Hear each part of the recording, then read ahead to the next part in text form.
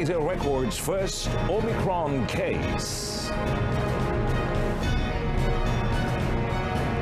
New initiative for hawkers and petty traders.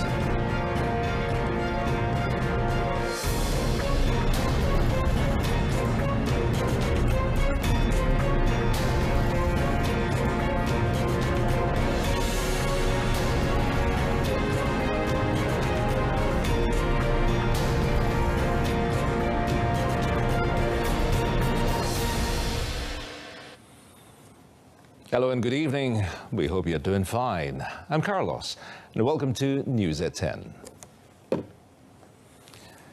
Well, Malaysia has recorded its first case of the COVID-19 Omicron variant. It involves a South African student studying at a private university in Ipoh, Perak. Health Minister Khairi Jamaluddin said the 19-year-old female student arrived from South Africa via Singapore on 19th November and had undergone a COVID-19 RT-PCR test upon entry at the Kuala Lumpur International Airport, KLIA. The individual was then subjected to the observation and surveillance order under Section 15 of the Prevention and Control of Infectious Diseases Act 1988, or Act 342, and completed a 10-day home quarantine alone at a residence prepared by the university. She was confirmed positive for the variant of concern yesterday. Well, Khairi said the individual was fully vaccinated, was asymptomatic, and had fully complied with the home quarantine order. Iaitu seramai 5 orang.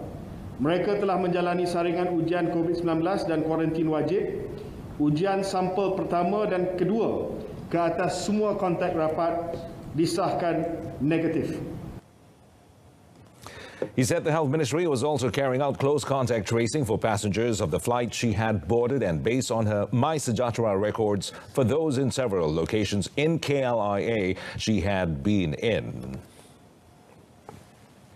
Well, meanwhile, the Health Minister said the Malaysia-Singapore Vaccinated Travel Lane, or VTL, will remain open despite the detection of the Omicron variant in both countries. Well, he said all travellers who arrived in Malaysia via air and land VTL are required to conduct COVID-19 self-tests on the 3rd and 7th day after arrival. I have spoken to my Singaporean counterpart this morning, Mr. Ong Kang, and we reaffirm that the VTL will continue, and we will continue to update each other on a daily basis and coordinate our response accordingly. Khairi also said that travellers arriving from high-risk countries at the international checkpoint in Kuala Lumpur International Airport, KLIA, would be required to wear a digital tracker device during the order for supervision and observation period, also known as quarantine.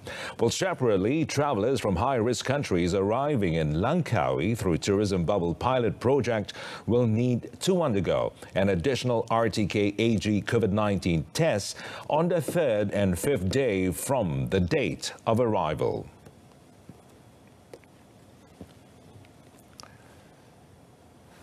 On another matter, Khairi said the standard operating procedures, or SOPs, for the 12th Sarawak state election, or PRN, is in the final stage of refining before it is submitted to the Election Commission, the EC.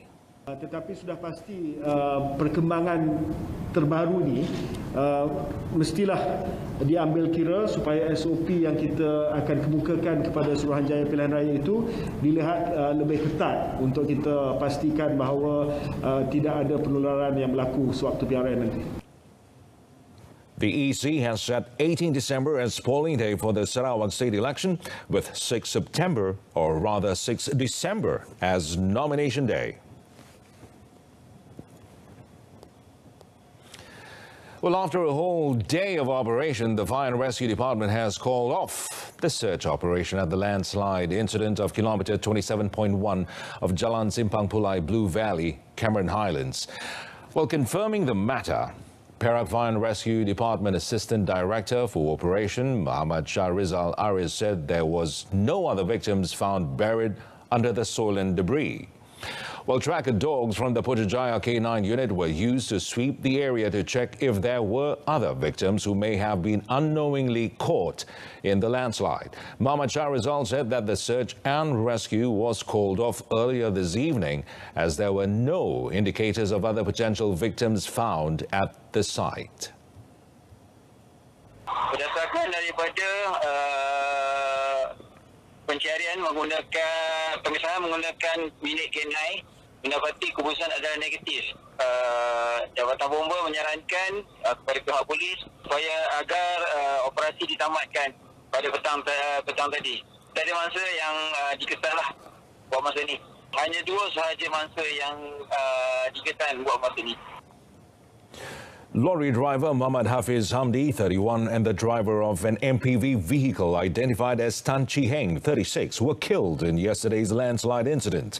Meanwhile, the Fire and Rescue Department had managed to retrieve lorry driven by Muhammad Hafiz at 5:50 p.m. today. Well, earlier, Perak Public Works Department, or JKR, Deputy Director Hamdan Ali said continuous rainfall over the last 2 weeks had weakened the cliff along kilometre 27.1 of Jalan Simpang Pulai Blue Valley, Cameron Highlands. Well, over 217 millimetres of rainwater recorded within the period had weakened soil along the cliff that led to the landslide incident yesterday.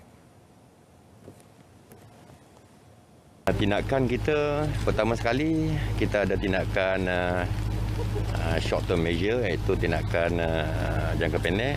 Pertama sekali kita akan buat pembersihan. Disebabkan oleh volume tanah yang tinggi, kita akan buat pembersihan selama lebih kurang 1 minggu lah, 1 minggu. Dan dituruti dengan kita akan membuat pengurusan trafik di tapak bena, di tapak tanah runtuhan. He added JKR had already identified 3 different spots along section 38 to 46 as potential landslide areas. The debris from the landslide covered about a 100-meter stretch, blocking the road from both sides. Well, the Malaysian Meteorological Department, or Met Malaysia, has issued an orange level bad weather warning with continuous heavy rain in Kelantan and Terengganu until tomorrow. Well, in a statement, Met Malaysia said continuous heavy rain is expected in Kelantan in Tumpat, Pasir Mas, Kota Baru, Jeli, Tanah Merah, Bachok, Machang, Pasir Putih, as well as Kuala Krai. While the locations in Terengganu are Besut, Setiu, Kuala Nerus and Kuala Terengganu. The department also issued a yellow-level continuous rain warning for Gua Musang in Kelantan, Kuantan, Pekan, Rompin in Pahang, as well as in Mersing and Kota Tinggi, Johor. A warning for continuous rain from 5th to 7th December was issued for Kuching, Serian, Samarahan, Seri Aman and Betong in Sarawak. Met Malaysia also said that northeasterly winds with the potential to bring continuous rain and strong winds can cause floods in low-lying areas in locations involved. Well, at least 14 utility poles collapsed in an incident at Jalan Ahmad Bosaman in Slim River, Perak earlier today. It was believed the incident was due to a moving trailer which got entangled on some of the low-hanging cables as it was passing through the road. Well, Mualim District Police Chief Superintendent Zulizmi Effendi Sulaiman said based on conversations with the witnesses, the driver and his 2 attendants may have intended to turn around and drive along the federal road towards Ipoh when the cable across the road got caught on the vehicle. This led to several poles to collapse and its cable snapped, blocking several roads. Well, it said efforts to track down the trailer driver were underway as the vehicle continued its journey after the incident. The driver can be slapped with a summons under Rule 10 LN 166/59.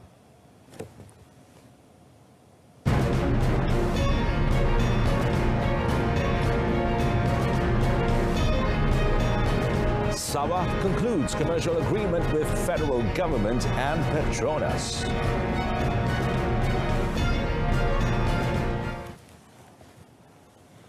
Well, Prime Minister Datuk Seri Ismail Sabri Yaakob today announced new initiatives for hawkers and petty traders involving an allocation of 48.5 million ringgit for microfinancing program and another 25 million ringgit for the or rather implementation of night market transformation.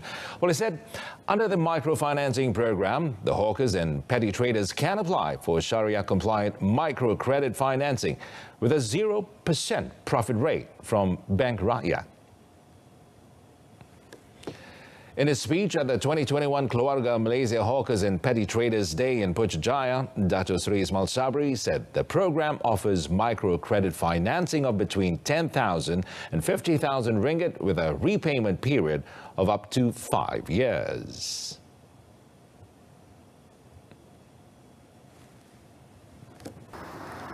Pembiayaan yang dipohon boleh digunakan bagi tujuan pemulihan perniagaan seperti modal pusingan, pembelian peralatan, perkakasan, bayaran gaji, bayaran sewa, bil utility dan lain-lain lagi. He said no profit rate will be imposed on the applicants. Only a management cost of 1% will be charged on their collection. On the night market transformation program, the Premier said the 25 million ringgit allocation was to be used to rejuvenate 15 night markets nationwide from next year. Well, taking into consideration the new normal, one of the key aspects of this transformation includes the introduction of night market marshals. Now, the pilot program will be implemented in Putrajaya before being expanded to other states. Well, a bill on the proposed amendments to Sections 11 and 12 of the National Forestry Act 1984 will be tabled in Parliament in the first session of the year. But Prime Minister Dato Sri Ismail Sabri Yaakob informed that the bill had been approved by the 79th National Land Council meeting, also known as MTN, Attorney General's Chambers and the Cabinet.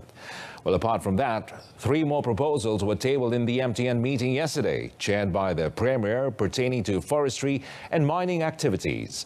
Dato Sri Ismail Sabri said the meeting had also agreed with the enforcement actions and solutions made on the illegal land occupation in the Permanent Forest Reserves, or HSK, in Peninsular Malaysia.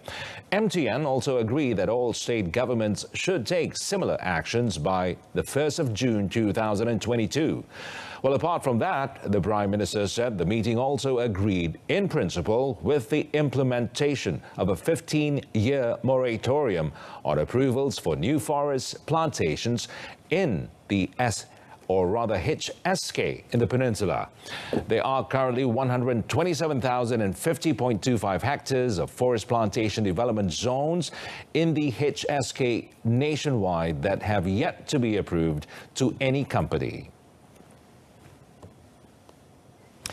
Negotiations between Sabah State Government, Federal Government and Petronas on their commercial collaboration agreement have been concluded successfully and is expected to be signed soon.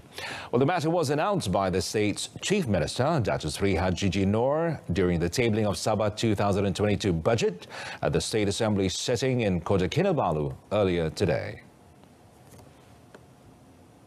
InsyaAllah, perjanjian ini akan membawa nilai dan makna yang lebih besar kepada Sabah. Sabah akan mendapatkan perkongsian hasil yang lebih besar atau greater revenue sharing, penyertaan dan penguasaan yang lebih besar, greater participation and greater say dalam hal berkaitan minyak dan gas. Elaborating further, Dato Sri Haji said that crude palm oil average price is higher this year compared to what they projected last year, adding that this year's revenue is expected to be 9.6% or 430.67 million ringgit higher compared to the original estimate. Original estimate. Well, he added 2021 will be a historic moment for Sabah with projected 4.912 billion ringgit of revenue, record highest. And the Chief Minister also announced that the state government has agreed to give out special financial aid of half of month salary with a minimum rate of 1,000 ringgit to over 20,000 state civil servants. Malaysia's export and import unit value indices for October 2021 grows 1.4% and 0.6% respectively compared with the previous month. In a statement, Chief Statistician Dato Sri Muhammad Uzair Mahidin said the increases was attributed to the increases in the index of mineral fuels, animal and vegetable oils and fats and chemicals. While he added in the same month, the export volume index rose 1.8%, reflected by increases in index of manufactured goods, chemicals and machinery and transport equipment.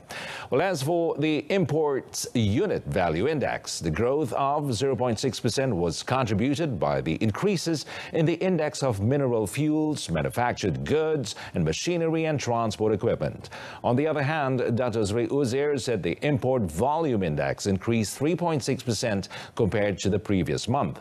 On a year-on-year basis, import unit value and volume indices expanded 7.5% and 19.2% respectively. Meanwhile, DOSM also reported Malaysia's terms of trade increased by 0.8% month-on-month to 106.7 points in October 2021. The statement added Malaysia's terms of trade performance remained positive at 8.3% compared with 98.5 points in October of the previous year.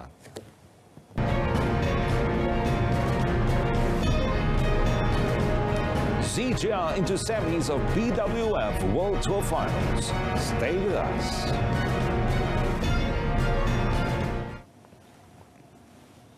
Kidambi Srikanth of India was no match for Malaysia's very own Lee Zee-Jia in Friday's last group stage match in the men's singles of the BWF World Tour Finals. Kidambi went down to the reigning All England champion 21-19, 21-14 in 37 minutes as Zee-Jia booked a place in the semi-finals after topping Group B. Well, India's Kidambi Srikanth bowed out of the season-ending BWF World Tour Finals after losing to second-seeded Lee Zee-Jia in straight games in his third and final Group B match held in Bali, Indonesia on Friday. It was Kidambi's second loss to the world number 8, who had defeated the Indian at the Highly Open in straight games. Kidambi trailed love 3 at the start but made his way to a slim 9-8 lead at one stage. An alert Zee-Jia, however, ensured a 2-point advantage at the interval. A 6-point burst helped the Indian to again grab a 17-15 lead, but he let it slip as Zee-Jia pocketed the opening game. Kidambi made a good start in the second game, moving to 7-3 advantage, but Zee-Jia once again turned the tables, jumping to 13-9 and kept his nose ahead to eventually shut the doors on the Indian. Well, in the wake of the Malaysia Cup, Harimau Malaya are relying on several senior players who have played in the AFF Cup to guide fresh faces in the competition taking place in Singapore from Sunday. Well, national squad head coach Tan Cheng Ho said the services of senior players such as team captain Muhammad Aidil Zafwan, Abdul Razak, Badrul Bakhtia and Khairul Fahmi Chekmat were always needed in providing guidance and injecting motivation to new players throughout the competition. Di situ baru nak cari rentak dan of course momentum dan play pun kita tak ada perlawanan warm up match itu sebab sedikit sebanyak boleh menjejaskan dari segi flow pasukan lah. Of course kami barisan jurulatih masih yakin, masih lagi optimis tentang apa yang latihan beberapa hari ini dan of course yang penting kita perlukan fokus dan dapatkan satu keputusan yang positif lah. He said this when met by reporters at the Kuala Lumpur International Airport before leaving with the team for Singapore today. The 53-year-old head coach expects tough actions for his charges in the opening Group B match against Cambodia next Monday. Well, Cheng Ho also demanded that players emulate the spirit of KL City players who surprised the favourites and defending champions JDT 2-0 in the Malaysia Cup final because he believes it is not impossible to create success success if players are highly motivated in a competition. Well, after the action against Cambodia, Malaysia, who were the 2010 champions, will meet Laos on 9th December, followed by Vietnam on 12th December and Indonesia on 19th December, in the mission to meet the target of reaching the final for the second time in a row. Well, that's it from us this evening. In our top story, Malaysia records first Omicron case. Well, folks, hope you join us for updates at noon at 12:30 tomorrow. I'm Muhammad Amin Carlos. From all of us here, thanks for watching. Good night and have a lovely weekend.